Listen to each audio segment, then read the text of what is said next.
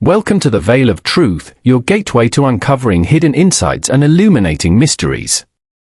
I'm thrilled you've joined our global community. Whether you're watching from a bustling city skyline or a quiet countryside, we're glad you're here. Globe showing Europe, Africa, so tell me, where are you tuning in from today? Chapter 1, An Invitation to Willowbank. On a grey Tuesday that could not quite be bothered to rain, Hercule Poirot took his breakfast with the deliberation of a man measuring a life by its details. The coffee was precisely hot, the roll precisely warm, and the butter seated in a little silver dish that he had polished himself the night before, because the maid made zeal where shine was required.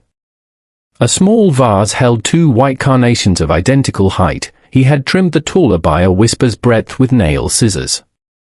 Order soothed him, symmetry was the lullaby of his little grey cells. The post arrived with a clatter that startled his egg spoon. Poirot disliked clatter. He rose, straightened a crease that did not exist in his dressing gown, and went to the door. On the hall runner, the letters lay in a fanned arrangement as if anxious to please. He noticed, with a faint smile, that the postman had caught his finger on the twine of the bundle. A tiny brown smear marked the corner envelope. This, to Poirot, was not untidiness, it was information. The envelope smelled of damp wool and a trace of lavender from the downstairs neighbour's stoop. He took them in. Among circulars promising to prepare wills with discretion and dispatch, and a bill from his tailor, an honest man who charged like a poet and stitched like a surgeon, there was one letter that spoke of better breeding. The paper was heavy and cream, the hand old-fashioned and careful, like footsteps on polished boards. The seal on the back showed a willow tree beside a long stroke that might be a river or a very long drive. The London postmark had been applied twice, as if the first had failed to satisfy. Poirot noticed the time, last post 8:30 p.m. Whoever had sent it had not wished the letter to arrive a day later than it might. He opened it with a paper knife shaped like a little saber, a gift from a grateful client who had nearly married a blackmailer, and read, Monsieur Poirot, I beg you to forgive a stranger who addresses you without introduction. I am Lady Octavia Markham of Willowbank, near Henslow. I am 70 years old, not fanciful, and not given to the drama of youth. I am also afraid. There is presently no crime to report. There is, however, a scent of it in the air. The family gather this week for my birthday. I fear one among them wishes me harm. I find it difficult to say more upon paper. If you will come, I should be grateful. If you cannot, then I shall wish myself foolish. Yours faithfully, Octavia Markham. Poirot read it twice. He liked the economy, the frankness, the absence of hysteria. He liked, too, the honesty of as yet. A woman who knew the difference between no crime and no crime as yet was not the sort to bustle him with shadows. He folded the letter, set it upon the mantelpiece, and considered his day. He had promised himself a new hat. He had promised his shoes a thorough polish. He had promised his little grey cells a rest, which they accepted with the sullenness of children sent early to bed. I am not fanciful, the letter had said. Nor, he thought, was fear a costume that an old woman sewed upon herself for attention. Poirot admired courage in the elderly. He had seen it often, usually in those who had once been told what they might speak and to whom. Lady Octavia Markham had surely learned, long ago, how to set a table of 10 and a household of 20, how to tip a head to a duke without bending a neck, and when such a woman admitted to being afraid, it was seldom because the curtains rustled. He rang for the maid. Georgina, regardes, no, do not look as though I have asked you to conjugate. I shall go out of town. You will place in the green valise 2 shirts of the white perfectness, 2 ties, the navy and the wine, the brushes and the small bottle that is for the moustaches. The small bottle, not the large, which is too optimistic. And you will ensure that the second pair of shoes has the left lace 2 holes shorter than the right. She nodded with the resigned amusement of those who serve the particular and are fond of them all the same. On the way to Paddington, the air sharpened, a brief sun washed the pavements and withdrew like a hostess who steps in to count the teaspoons. Poirot took a first-class ticket to Henslow, noting the man at the counter with the ink-stained fingers who offered the correct change without reference to the till, a small competency that pleased him. He boarded the train, found his seat, and made a small island of order, hat to the left, valise at the exact center overhead, stick aligned with the crease of the seat cushion. Opposite him sat a young mother with a boy whose shoes had been stoutly cleaned by a hand that did not belong to him. The boy watched Poirot with the candid astonishment of childhood at a moustache that had ambitions. Poirot returned the regard gravely, and the boy, gratified, leaned against his mother and slept. Fields flickered by, hedges learning to be winter.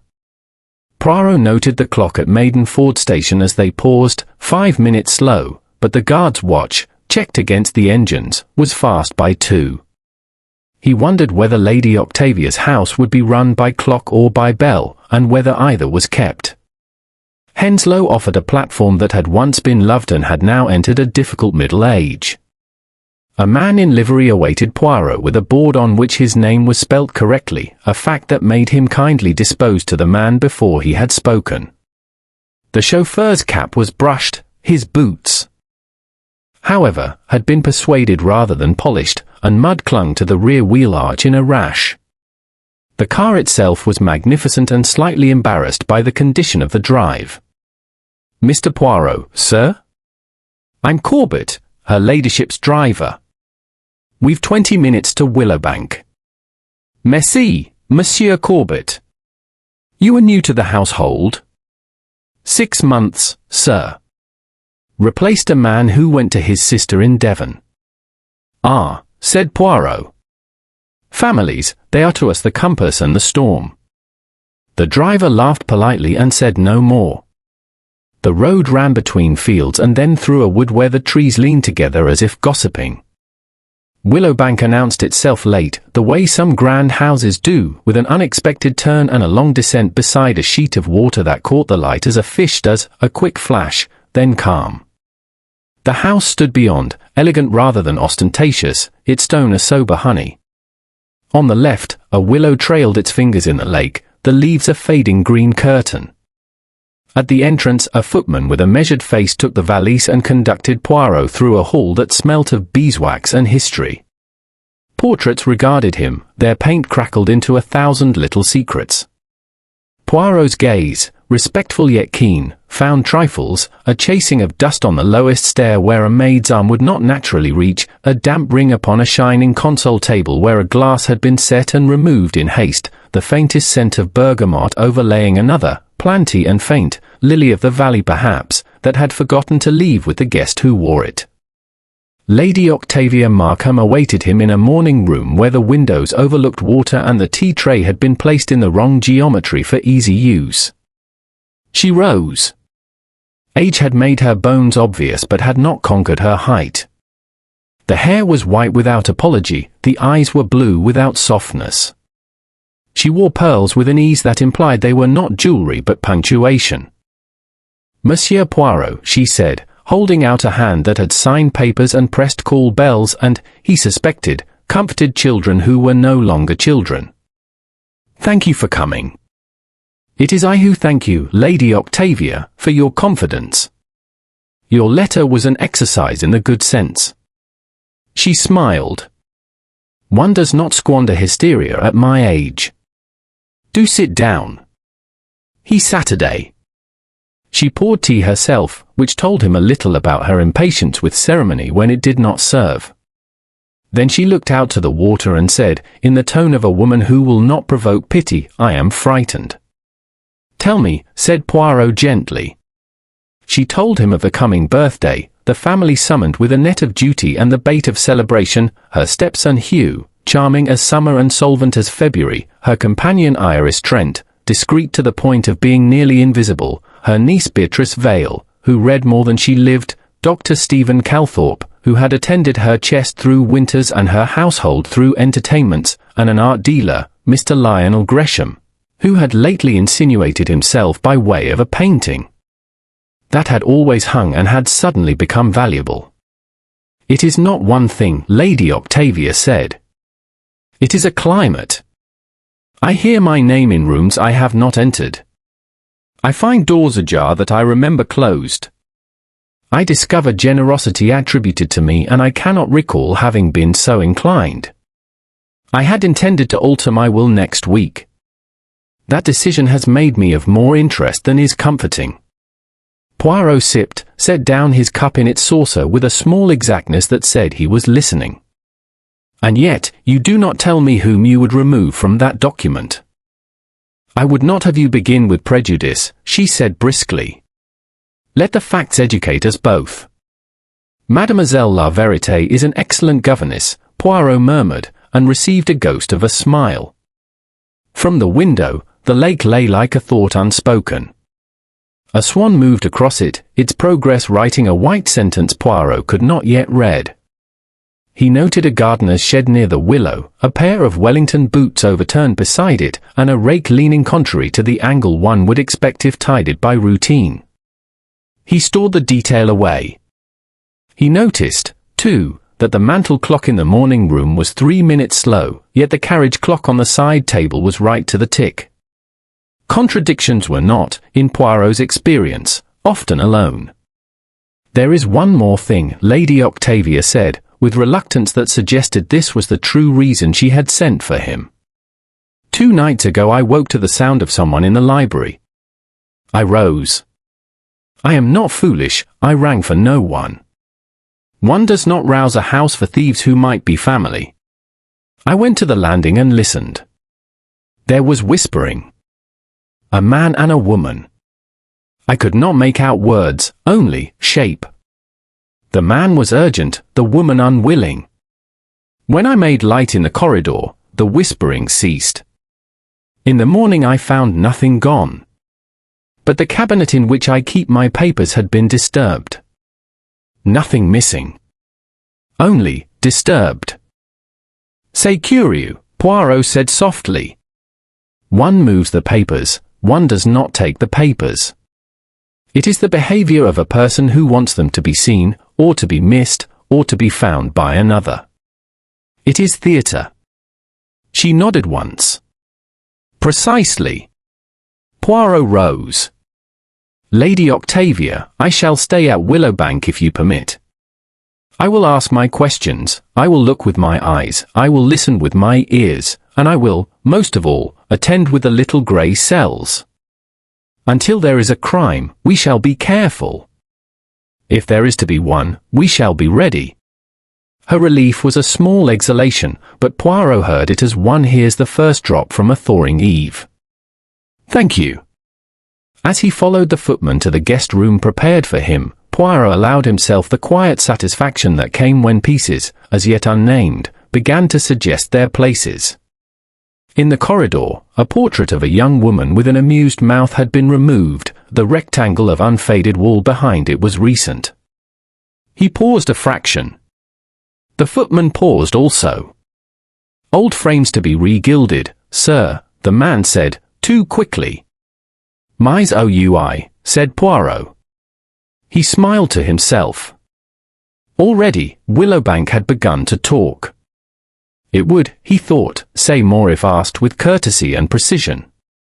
He smoothed his moustache, a gesture both affectionate and ceremonial, and entered the room that smelled of starch and the faintest trace of lily of the valley. Chapter 2, The Guests Assemble. Hercule Poirot woke at Willowbank to a morning that had made up its mind neither to be fine nor poor, and so contented itself with hanging mist over the lake like a veil one might lift but never entirely remove. From his guest-room window, he could see the willow tree bending towards its reflection, and beyond that, the pale outline of the boathouse. The air was still. Even the swan that had glided so elegantly the evening before seemed absent, as if waiting for the day to choose its mood. Poirot dressed with his customary precision, the navy tie, this morning, as a concession to the soft light, and made his way downstairs to the breakfast room. The room was large, panelled in dark oak, with French windows looking out upon the lawn. A long table had been set with more cutlery than the meal required. It was the kind of table that suggested to the guests that more might yet be brought if they were the sort to expect it. Lady Octavia was already seated at the head, upright as a general at parade, reading a letter that she folded and placed in her lap upon seeing Poirot. "Good morning, Monsieur Poirot. I trust you slept well." "Perfectly, madam." The bed was arranged with an exactitude most pleasing. Her eyes twinkled. Some would call it old-fashioned. "Order, madam, is never old-fashioned," Poirot said, taking a seat to her right. One by one, the other guests entered, each making their own little performance of greeting. First came Hugh Markham, her stepson. Tall, broad-shouldered, and in a kind of well-tailored suit that tries a little too hard to conceal the fact it is last season's. He greeted Lady Octavia with the easy charm of a man who had practiced it in mirrors and then turned to Poirot with a handshake firm enough to be an argument. "So you're the famous detective, eh? You'll find we're a harmless lot here." The grin lingered a shade too long. Poirot inclined his head politely.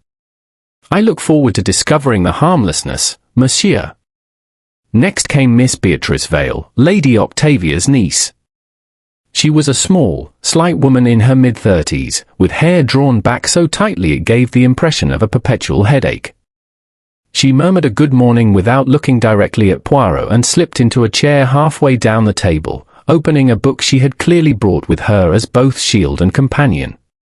Poirot noticed her fingers were stained faintly with ink, the kind left by old fountain pens, and that the right cuff of her blouse bore a smudge, hastily washed but still discernible. The door opened again, admitting Dr. Stephen Calthorpe, a man in his 50s, his ruddy face alight with a cheer that seemed designed to fill any silence before it had a chance to become awkward. He laughed, an unnecessary little burst of it, as he shook hands with Poirot. "Lady Octavia has told us you're here for her birthday. An extra guest is always welcome, especially one with stories to tell, eh?" Poirot smiled. "Perhaps I will tell one, monsieur, at the right moment." Then came Miss Iris Trent, Lady Octavia's live-in companion. Tall, elegant, and with the kind of poise that suggested she had been trained to stand very still for long periods, perhaps as a model, or simply in the service of someone who required dignity in proximity. Her dark hair was dressed without a strand astray, her dove-grey dress was immaculate save for a tiny tear at the hem, neatly basted but not yet repaired. Poirot noticed how her eyes, a cool hazel, swept the table, registering every place setting, every distance between plate and glass. Last of all was Mr. Lionel Gresham, the art dealer. He had the smooth good looks of a man who had spent his life making introductions and cultivating the sense that he was always welcome.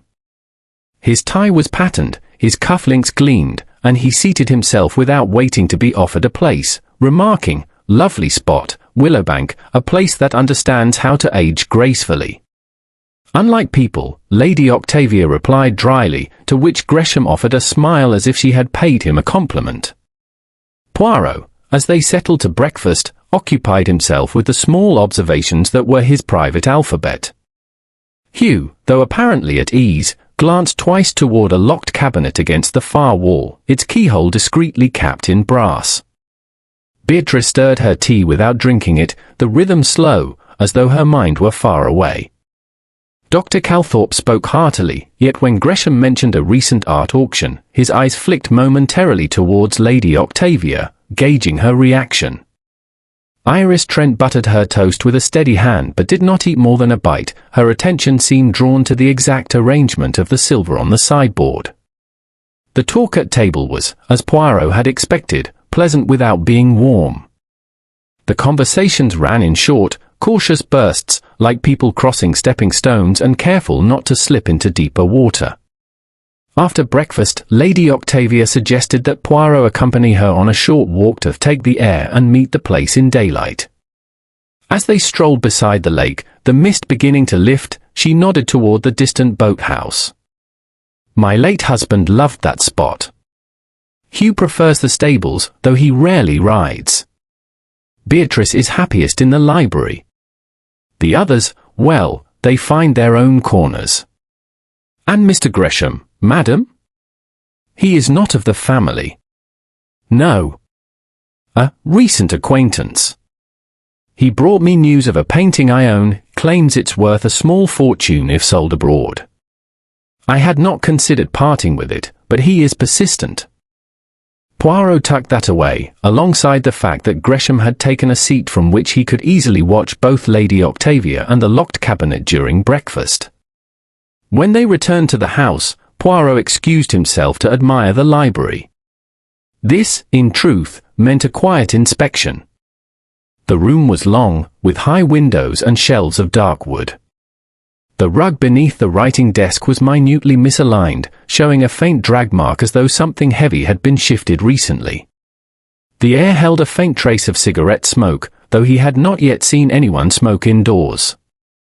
A sudden movement drew his attention: Beatrice Vale, standing by the far shelves, a book in hand. She started slightly at seeing him. "I'm sorry, I didn't hear you come in," she murmured. "You are fond of reading, mademoiselle?" "Yes, it is quieter here than," she trailed off, closing the book and returning it to the shelf without finishing the sentence. Poirot noted she did not replace it exactly where it belonged. The spine was a hair out of line, as if hurried. When she had gone, Poirot stepped to the shelf and withdrew the same volume. Between its pages was a folded scrap of paper with 2 words written in pencil: "Before the will." The writing was feminine, the pencil slightly blunt. He replaced it exactly as she had left it. Later, from the window of the drawing room, Poirot saw Dr. Calthorpe and Iris Trent walking in the garden, the doctor talking animatedly while Iris listened, nodding once or twice, her face composed. Hugh was at the stables, his posture that of a man looking for something rather than tending to horses. Gresham was nowhere to be seen. By luncheon, Poirot had gathered no proof of danger, yet the air at Willowbank seemed to him to carry that subtle tension he had learned to recognize, the stillness before the wind changes. He could not yet see the shape of the threat, but he could feel its presence, like a draught through a door left ajar. And Hercule Poirot knew that when the draught became a wind, it would not be harmless. Chapter 3: A Whisper in the Dark. That evening, Willowbank took on the softened glow of a house that, from the outside, seemed at peace. The lamps along the front drive lit their modest circle of gravel, and the mist that had clung to the lake in the morning returned in slow drifts, wrapping the gardens in secrecy. Inside, the atmosphere was more brittle. The household dined formally, though the food was served with the practiced efficiency of a staff well drilled in ceremony. There was conversation, but it felt carefully rationed, as if each person were determined to speak just enough to avoid suspicion, though of what, Poirot could not yet say. Lady Octavia presided over the table with authority, making small inquiries of each guest, a question about Beatrice's reading, a comment to Hugh about the stables, a remark to Iris on the arrangement of flowers in the hall. Gresham spoke of a recent exhibition in Paris. Dr. Calthorpe told an amusing, if slightly rehearsed, story about a patient who mistook him for the vicar. The laughter it drew felt thin, dissipating before it reached the far end of the table.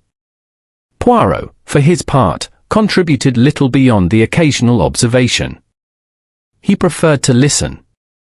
It was during one such silence on his part that he noticed a small exchange, Hugh's eyes flicking to Beatrice when Lady Octavia mentioned her will, Beatrice's head lowering over her plate as though the subject were not intended for her ears. After dinner, Lady Octavia retired early, pleading a headache. The others dispersed, Iris to write letters in her room, Gresham to the billiard table, Hugh to the library, and Beatrice somewhere upstairs. Dr. Calthorpe, claiming to feel the benefit of a brisk walk, stepped out into the night. Poirot remained in the drawing room, ostensibly to admire a small cabinet of porcelain miniatures. He waited until the household's footsteps had faded before leaving the room and making his way, unhurried, towards the library. The corridor was dim, the sconces throwing soft pools of light onto the carpet. As Poirot approached the door to the library, he heard the faintest murmur, two voices, low and urgent. He slowed his step, listening with the care of a man whose shoes knew when to be silent. Before the will is changed, came the fragment. The words carried just enough for meaning but not for recognition. The first voice, male, was taught with insistence. The second, softer and lower, was female, with the hesitant tone of someone resisting but not denying. Poirot moved closer, careful to let the floorboard speak no more than necessary.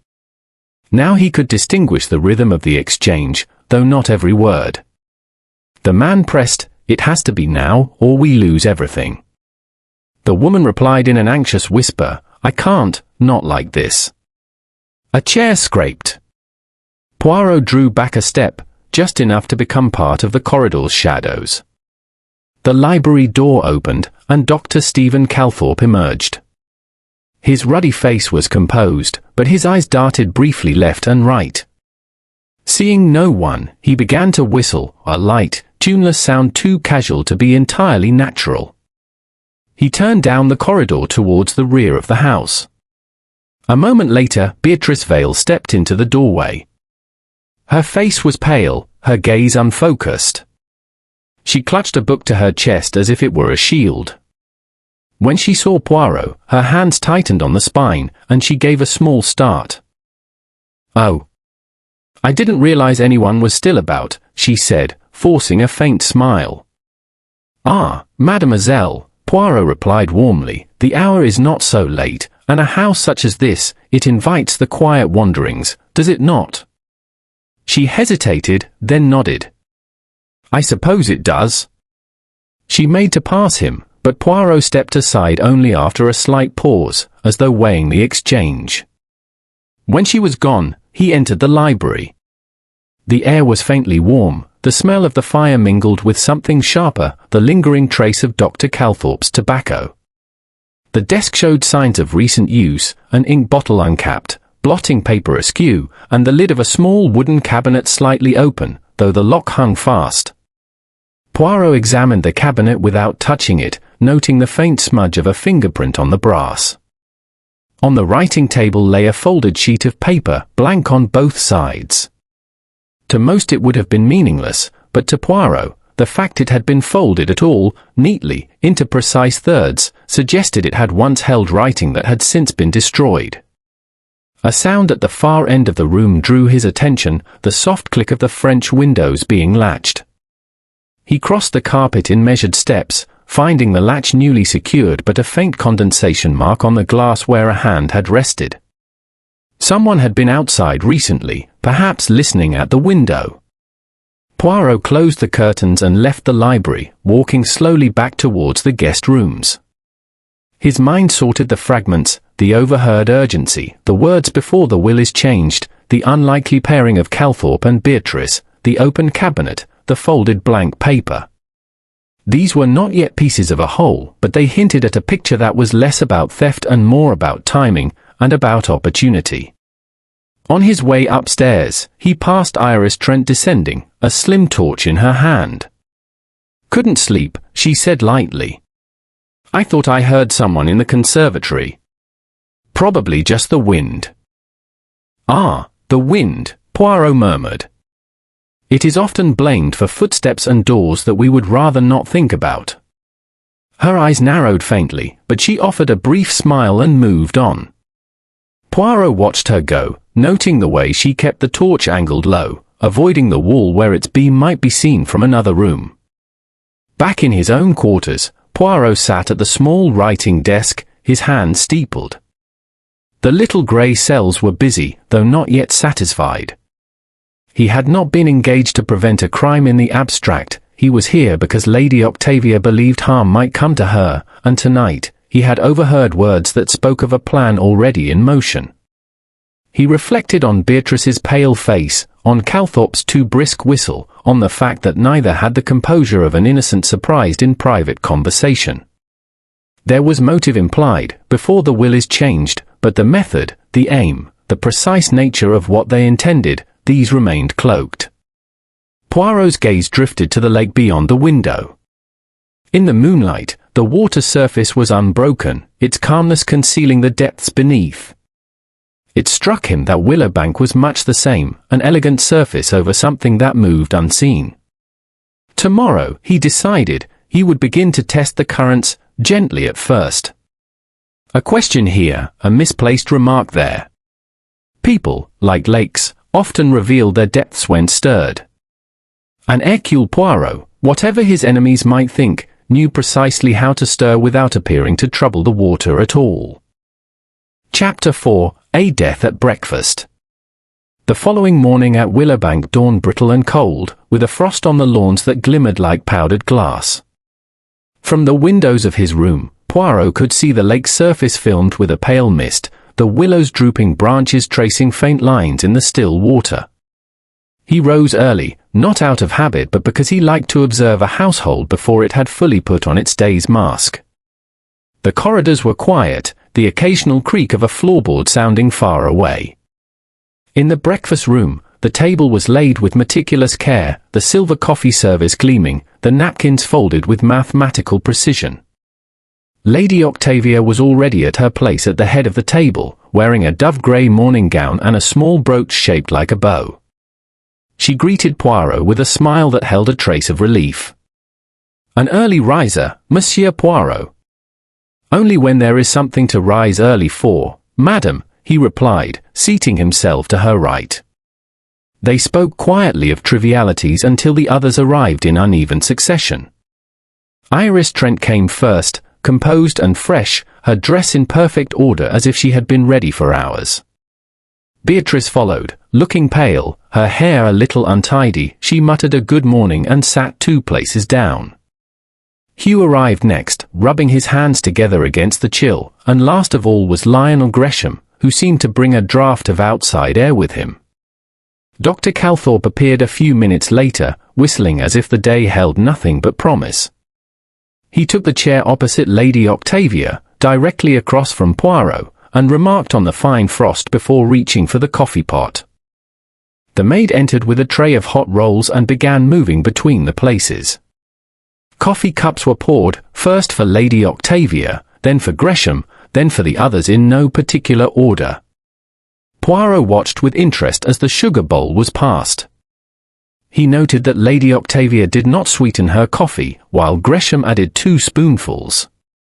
The conversation was gentle, even dull, remarks about the garden, about a book Beatrice had been reading, about the condition of the stables.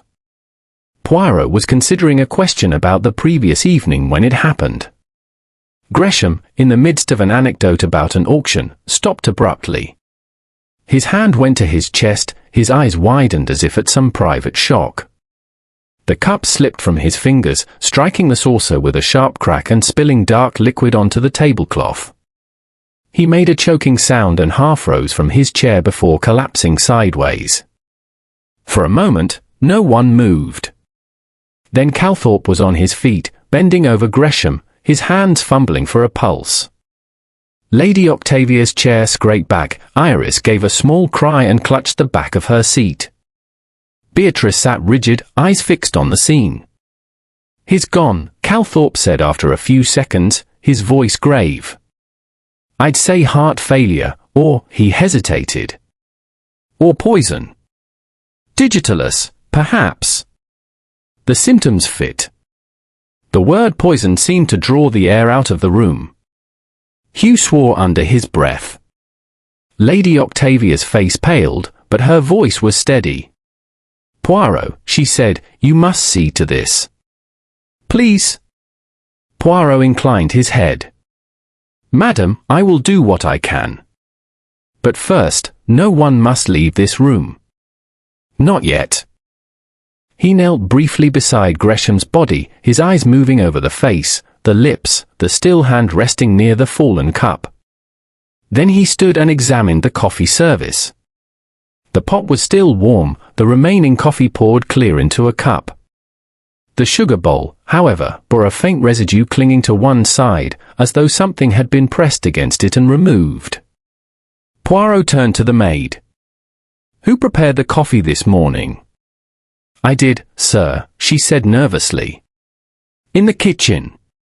Mrs. Bowyer poured it into the pot, and I brought it here." The sugar was already on the table from last night. Did you pour for everyone? No, sir. Only for her ladyship and Mr. Gresham. The others poured their own. Poirot's gaze returned to the cups. Lady Octavia's was nearly full, she had not yet touched it. Gresham's was almost empty, the dark liquid staining the saucer where it had spilled. This is most curious, Poirot murmured. Calthorpe straightened, his expression guarded. What's curious? That the same pot of coffee serves both Madame and Monsieur, yet only Monsieur is, how shall we say, inconvenienced. And the sugar bowl, it has been disturbed recently. Hugh frowned. You're suggesting someone tampered with Gresham's cup after it was poured. Perhaps before it reached him, Poirot replied softly. Perhaps not. It is too soon to say. Lady Octavia's eyes narrowed. But you think this was meant for me? Poirot did not answer at once. He let the silence work its way around the table before speaking. If we assume, madam, that the coffee was poisoned at the table, then the intended victim must have been the one for whom it was poured by another. That would be either yourself or Mr. Gresham. If the former, then we have a case of substitution, the cup placed for you was taken by another. Beatrice's fingers tightened around her napkin. Iris's gaze slid towards the window. Hugh leaned back in his chair, arms folded, as if considering how far the idea might travel. Poirot continued, I will require that no one touch the cups or the service. And, madam, I suggest we request the presence of the local police. They will wish to take charge of the matter officially. Lady Octavia nodded once. Do as you think best. When the police arrived, a stout inspector named Maddox, they found Poirot already in quiet possession of the facts as he knew them. Maddox was brisk but willing to defer to Poirot's judgment. Gresham's body was removed to a side room pending further examination. Poirot remained in the breakfast room, his eyes travelling again to the sugar bowl. He asked Maddox to have it sealed and taken for testing, along with the contents of Gresham's cup. When the inspector departed, Poirot turned back to Lady Octavia. Madam, you were correct to send for me. The danger you feared, it has already arrived. She regarded him steadily. And if you're right, I was the one meant to die this morning. Poirot inclined his head. That, madam, is a possibility I cannot yet discard. Her lips tightened, but she said nothing more. Later, as the household retreated to their respective corners, Poirot stood alone in the breakfast room. His gaze took in the table, the arrangement of the cups, the positions of the chairs, the way the morning light slanted across the linen. It was, as always, in the little things, the misaligned teaspoon, the sugar crystals clinging where they should not, the fact that the maid had poured for two but not for the others. Somewhere in these small, stubborn facts was the truth. And Hercule Poirot intended to find it. Chapter 5, False Trails. By the afternoon, Willowbank had drawn itself into a kind of brittle silence, the kind that follows a sudden calamity in a household. Corridors that had once been merely quiet now seemed to muffle footsteps in conspiracy. The staff moved with exaggerated discretion, doors closed softly, voices were pitched lower than usual. Inspector Maddox had done what could be done swiftly, the removal of Gresham's body to the village surgery for examination, the sealing of the breakfast service in paper and string, the taking of short, perfunctory statements. He had the air of a man whose instincts leaned towards the obvious. Gresham had died, Gresham had drunk poisoned coffee, therefore someone had wished Gresham dead. Poirot, who mistrusted the obvious, had not contradicted him. He preferred, at this stage, to let the inspector's straightforward theory hover in the air. Often it drew out the truer motives hidden beneath. After luncheon, Poirot took to his usual tactic, private conversations, each short enough to leave a person unguarded, but probing enough to draw something loose. Hugh Markham was found in the library, leafing through a leather-bound volume without turning a single page. He looked up as Poirot entered. A damnable business, he said at once. If you ask me, it was bound to happen. Gresham was the sort to make enemies. Poirot's eyebrows rose. Yet you dined with him, monsieur, and spoke to him without hostility. One doesn't one? Civility costs less than a quarrel. But he'd been pressing Aunt Octavia to sell that portrait of her grandmother, swore it would fetch enough to pay my debts twice over. I told him to mind his own affairs. He didn't take kindly to that. Ah, so there was an argument. Call it an exchange of views. He was a dealer, they don't stop until they get what they want. Hugh shut the book with a faint thud. If someone poisoned him, they probably saved us all a lot of trouble. Poirot noted the indifference in his tone. Indifference could be genuine, or a screen. Beatrice Vale was in the morning room, sitting with a cup of tea untouched beside her. The book in her lap lay open, but her eyes were fixed on the far wall. You are disturbed, mademoiselle? Poirot asked gently. Her fingers tightened on the book. Of course I am. A man dies at breakfast, in front of all of us, and the police are treating us like suspects. Is that so strange? One among you is almost certainly guilty. Her gaze flicked to him, sharp. Almost certainly.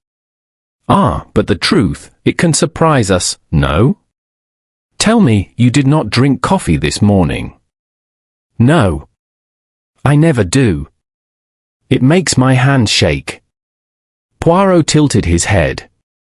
And yet, you sat near the sugar bowl for most of the meal. She blinked. I suppose I did. Does that matter? Perhaps, perhaps not. He let the silence stretch until she looked away. Dr. Stephen Calthorpe was in the conservatory, trimming a fern. He greeted Poirot warmly, though the set of his shoulders was tight. I gather Maddox thinks Gresham was the intended target, he said. And you, monsieur? I'm not sure. Digitalis, if that's what it was, is not a common choice unless one knows how to use it. I keep a tincture in my bag for certain heart conditions. But the dosage needed to kill is delicate, and the symptoms can be mistaken for a heart attack. Whoever did it either knew their pharmacology or got very lucky. Would you call it luck, to poison a man by accident? Poirot asked softly. Calthorpe met his gaze evenly. You're suggesting Lady Octavia was meant to drink that cup? Poirot spread his hands. I suggest nothing, I only observe. But it is an idea that walks about in my head. The doctor said nothing further, returning to his fern. Poirot noticed, as he left, that the leaves already bore the signs of overpruning. Too much attention can be as harmful as too little. Iris Trent was in her small sitting room upstairs, writing at a neat desk. She laid down her pen as Poirot entered. Terrible morning, she said, without preamble. Lady Octavia hasn't eaten since. I've been trying to keep her from worrying, but she trailed off, then leaned forward. You do think it might have been meant for her, don't you? What makes you say so? She's not popular with everyone in this house, Mr. Poirot. She can be difficult. And she's spoken openly about changing her will. Ah, but you know the details of this change. She hesitated. No. Only that someone will be cut out. That's bound to make tempers run high. Poirot studied her face. There was composure there, but beneath it, something else, a faint, watchful alertness.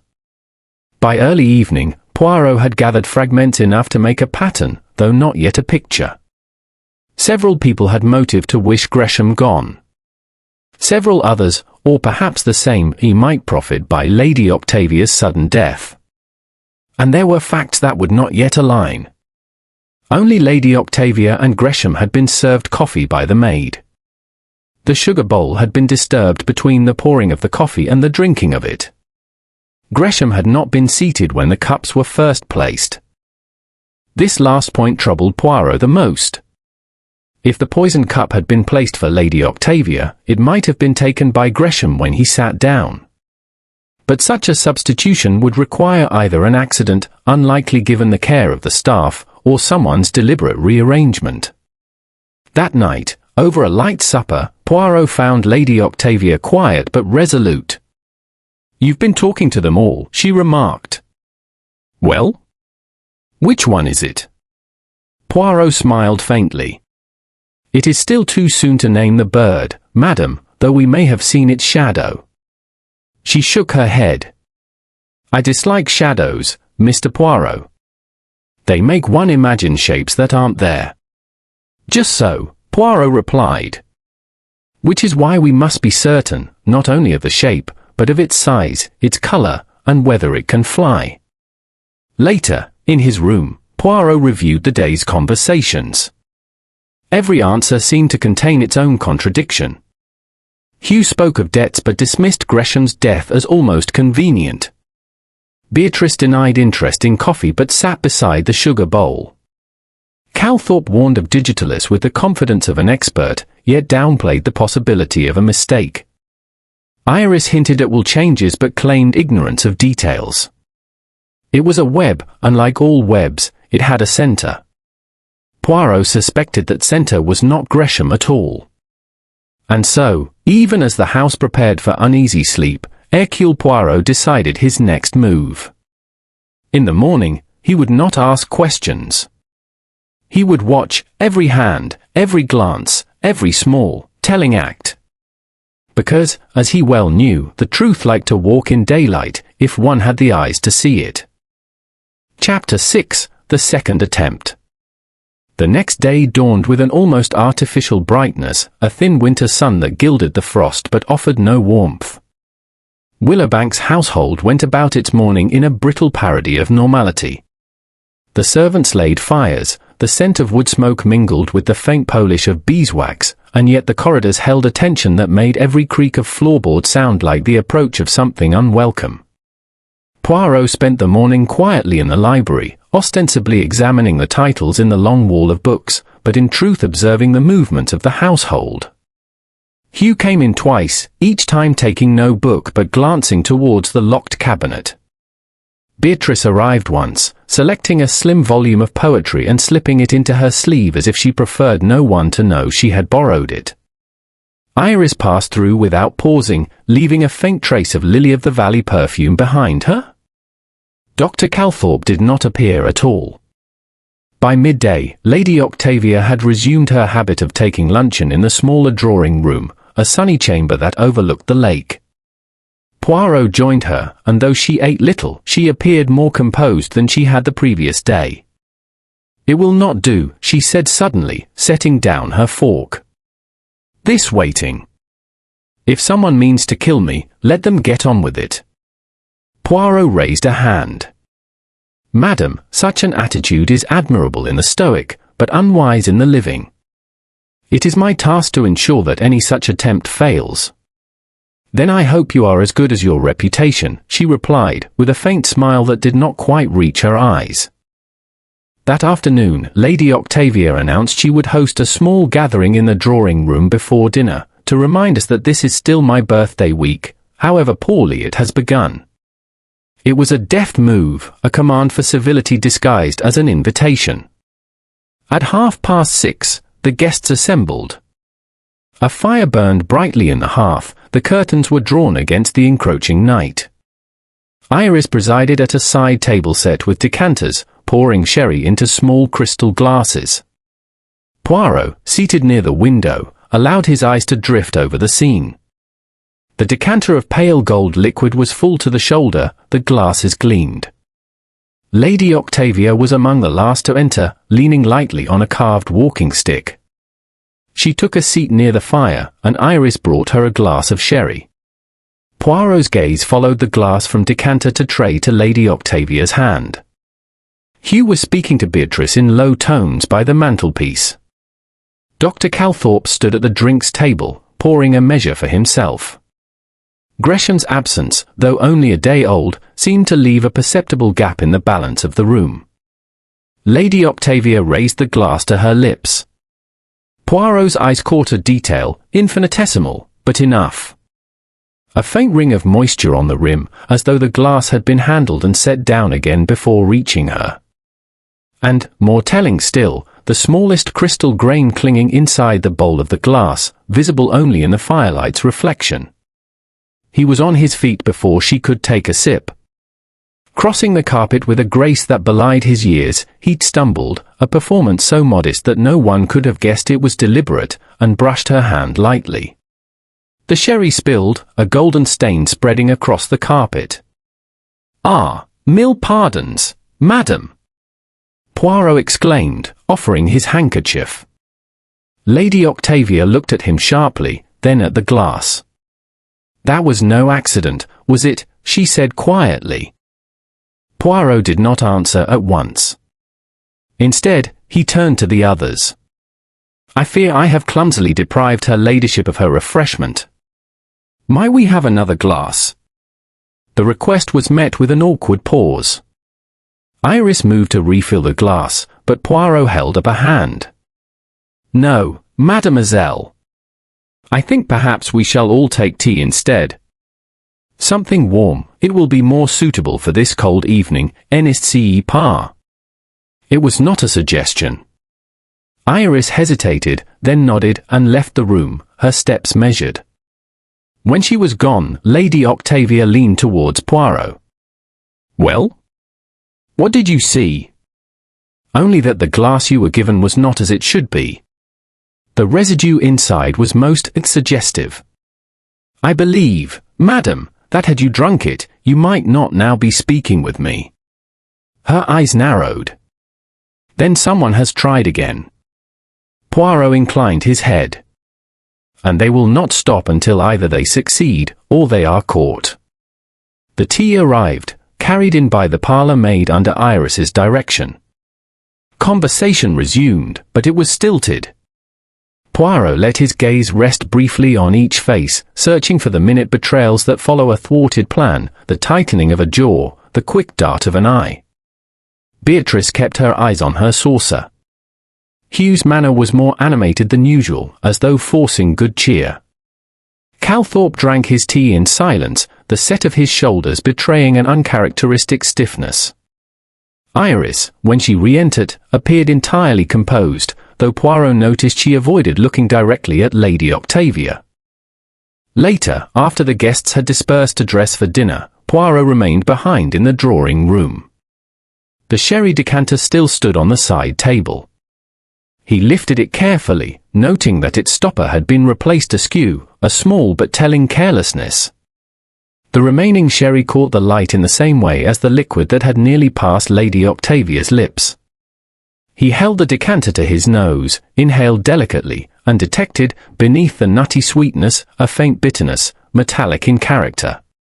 He replaced the stopper exactly as he had found it, making no move to alert the household beyond Lady Octavia. Whoever had tampered with the drink must not yet know they had failed.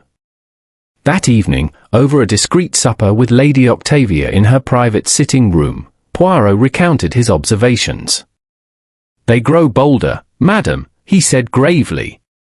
"The first attempt relied on chance, the wrong cup taken. This one was placed directly in your hand. That means they have grown impatient." Lady Octavia regarded him with an expression that was half grim satisfaction, half genuine fear. "Then you had better find them quickly, Mr. Poirot. I have no wish to live in a state of siege. Mais oui. And to do so, I must understand not only who benefits from your death, but also who has the confidence to act in a room full of witnesses." "Confidence, or desperation," she said softly. "Exactly." Poirot rose, smoothing his moustache. "Tomorrow, madam, I will change the arrangement of our little society here at Willowbank. Let us see how the cat behaves when the furniture is moved." That night, as the house settled into uneasy quiet, Poirot wrote a short note in his small, precise hand. It contained 3 lines. Poison in the coffee, indirect. Poison in the sherry, direct. both within easy reach of the same hand. He placed the note in his pocket. Tomorrow, he would begin to bait the trap. But tonight, he allowed himself the smallest measure of satisfaction. Twice the would-be killer had acted. Twice Hercule Poirot had prevented the fatal outcome. The third time, he resolved, would be different. Not for Lady Octavia, but for the one who meant her harm. Chapter 7: A Gathering of Threads. The morning after the sherry incident dawned colder still, the lake's surface hardened with a brittle skin of ice. The household moved with a sense of wary politeness, as though everyone had agreed, without saying so, that too much talk was dangerous. Poirot, however, had no intention of allowing the tension to dissipate into silence. At breakfast, he made an announcement in his most pleasant tone. "Mesdames et messieurs, today I must trouble you a little. I have asked Lady Octavia to permit me the indulgence of keeping you together for a short time after dinner this evening. It will be in a game, perhaps. A sorting of facts." Hugh raised an eyebrow. "A parlour game." "Something of the kind," Poirot replied, smiling. "One that may, who knows, be of interest to the police." Beatrice's spoon clinked against her cup. Calthorpe cleared his throat. Iris looked down at her plate. No one objected aloud. The day passed slowly. Poirot spent the hours in careful observation, not interrogation. In the drawing room, he noticed Hugh leafing through a ledger with an air of forced casualness. In the library, Beatrice returned the volume of poetry she had hidden in her sleeve 2 days earlier, this time replacing it precisely in order. Dr. Calthorpe, when encountered in the hall, was unusually curt, as though preoccupied.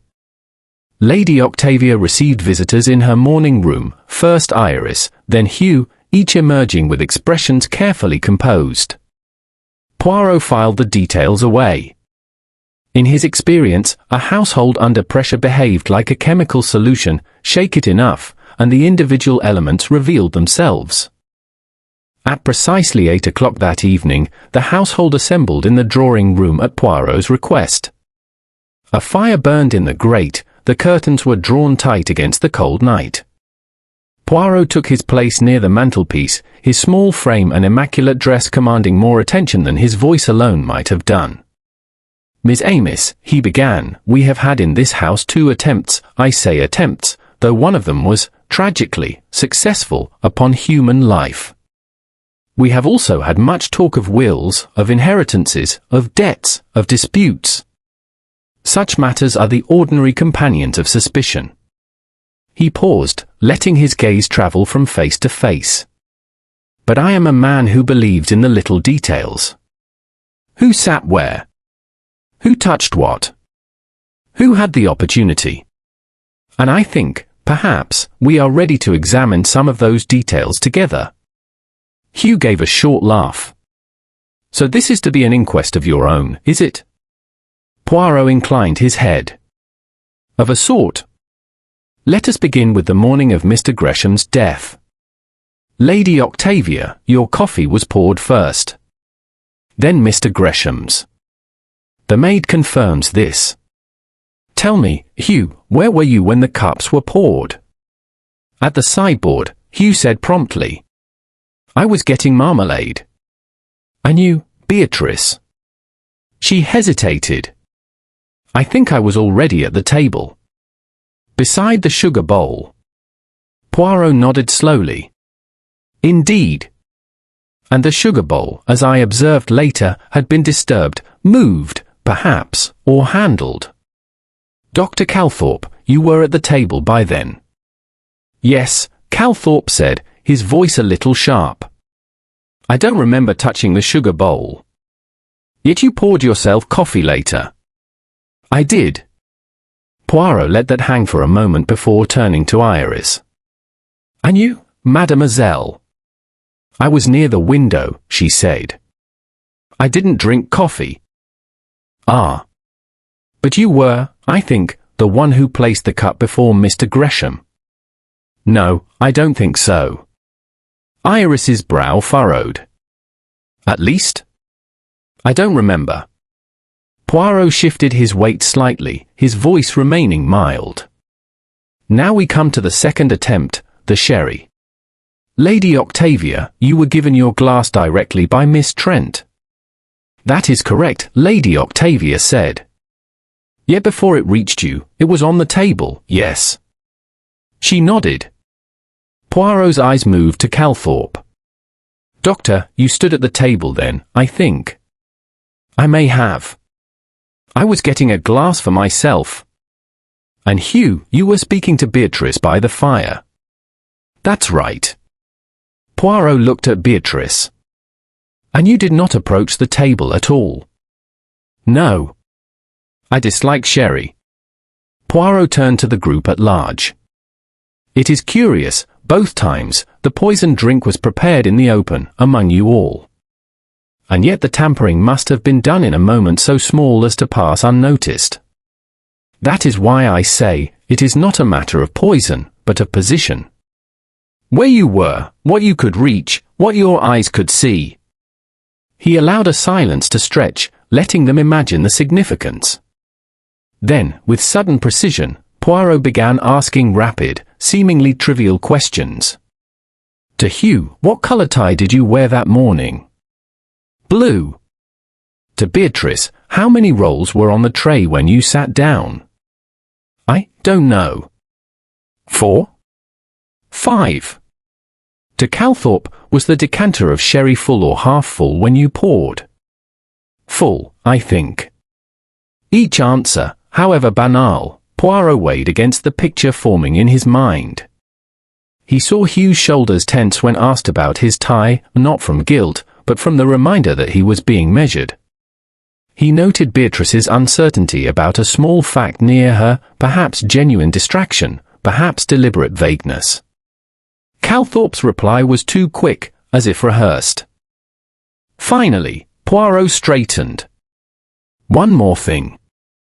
I should like to conduct a small experiment. Lady Octavia, would you be so good as to take your usual seat? The rest of you, sit as you did on the morning of Mr. Gresham's death. They complied, some with visible reluctance. Poirot moved about the table, noting the distances between each person and the cups, the sugar bowl, the coffee pot. He stood for a long moment between Lady Octavia and Beatrice, then stepped back and smiled. Merci. That will do.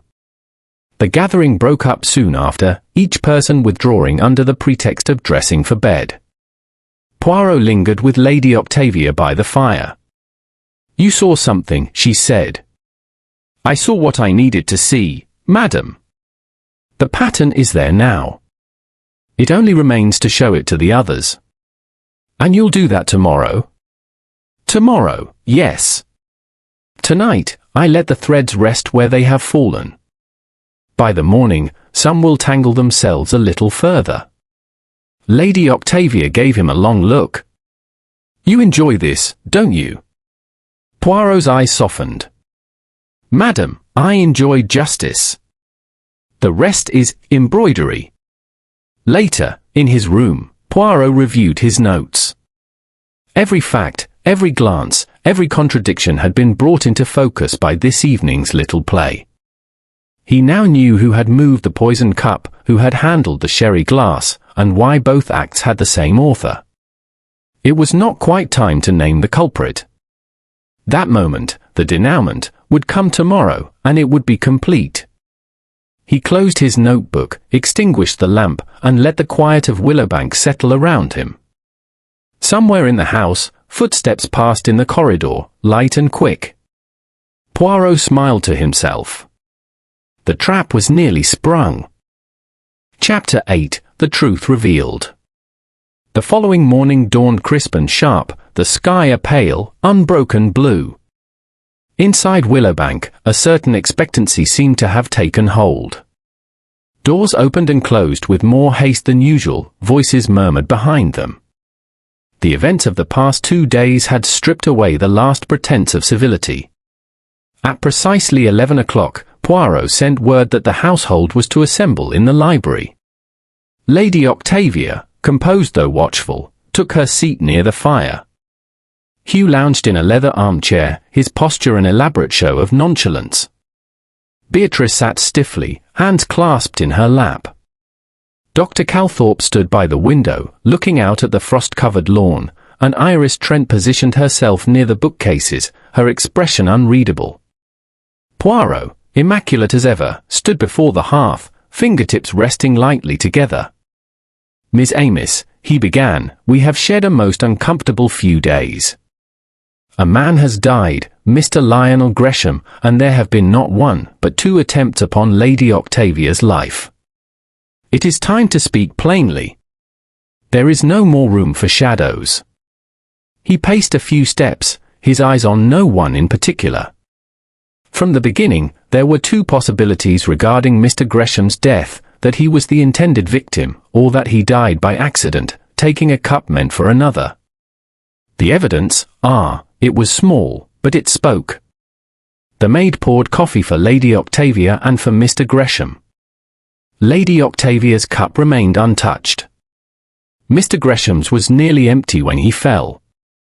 And most important, he had not yet been seated when the cups were placed. Poirot turned, his gaze sweeping the room. This meant that the poisoned cup had been placed not for a person, but for a seat. Whoever prepared it expected Lady Octavia to be there. When Gresham took that place, the plan went awry. Beatrice shifted in her chair. Hugh frowned, though said nothing.